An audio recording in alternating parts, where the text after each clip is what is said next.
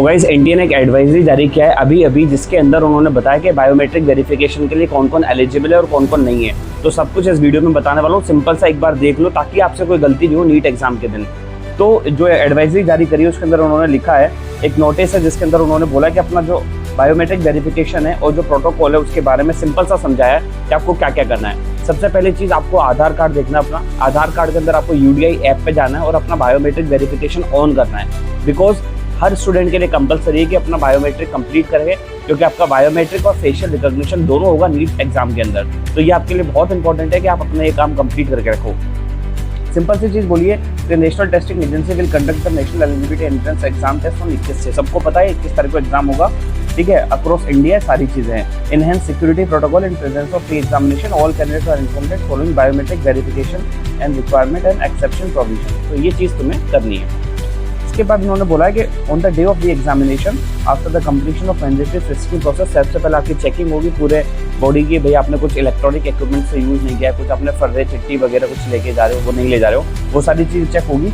उसके बाद every candidate is required to undergo biometric verification, fingerprint या फेशियल रिकॉग्निशन। तो वो दोनों चीज़ होनी है before being permitted to enter the examination room, and this is security requirement and shall be completed prior to the commencement of the examination.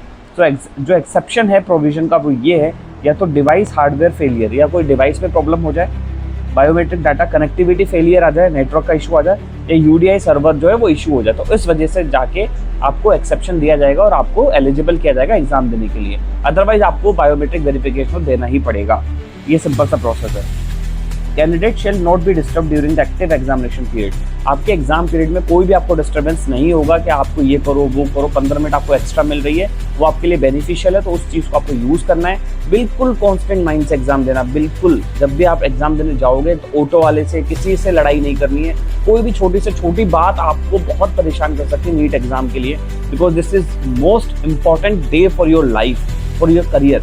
तो इस दिन आपको कुछ भी ऐसा नहीं करना जिससे आपके दिमाग में वो बात चले, लाइक ऑटो वाले से लड़ाई कर ली, पैसे के लिए कुछ बात हो गई, घर वालों से कोई बात हो गई, बिल्कुल नहीं। I know this is very बहुत परेशानी वाली बात है, बहुत फ्रस्ट्रेटिंग चीज़ है आप सबके लिए कि भाई वापस एग्जाम दे रहे हैं, वापस सब कुछ हो रहा है, पता नहीं होगा कि नहीं होगा, बट इट्स ओके।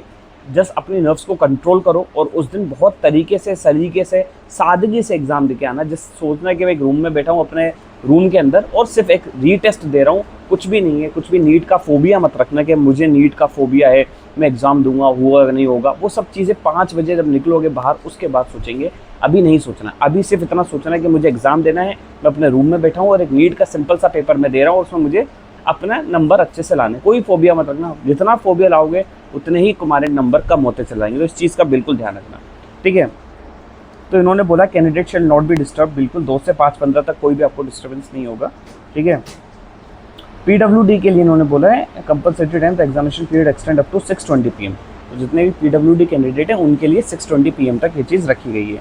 तो all candidate are required to cooperate fully with examination centre staff personnel. एक चीज़ ध्यान रखना, किसी भी पर्सनल स्टाफ जो भी आपका एग्जामिनेशन सेंटर में रहेगा उससे लड़ाई नहीं करनी है। कोई भी बात हो जाए बिल्कुल पोलाइटली बात करो, कोई भी इशू है अच्छे से कनेक्ट करो। बिल्कुल अगर आपने लड़ाई करी तो आपके ऊपर इंक्वायरी हो जाएगी और आप एग्ज़ाम नहीं दे पाओगे, दैट्स द लॉ। तो प्लीज़ ध्यान रखना, एनटीए की तरफ से बहुत स्ट्रिक्ट इस बार फॉर्मुलेशंस हैं, तो उस चीज़ को रेगुलेट करो और ऐसी कुछ भी मिस्टेक मत करना जिससे तुम्हें प्रॉब्लम हो।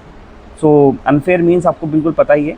कोई भी प्रॉब्लम है, कोई भी डाउट है, query, you can personally connect on my Instagram handle @medicopathan और माई Telegram channel, link is in description. I will connect you and I will guide you. And जैसे ही एग्जाम खत्म होगा, जैसे ही नीट काउंसलिंग है, सारा मैं आपको हैंडल करूँगा। And specially for PWD candidates जितनी भी काउंसलिंग है सब मैं आपको प्रोवाइड कराऊंगा। So I hope this video will help you. All the best.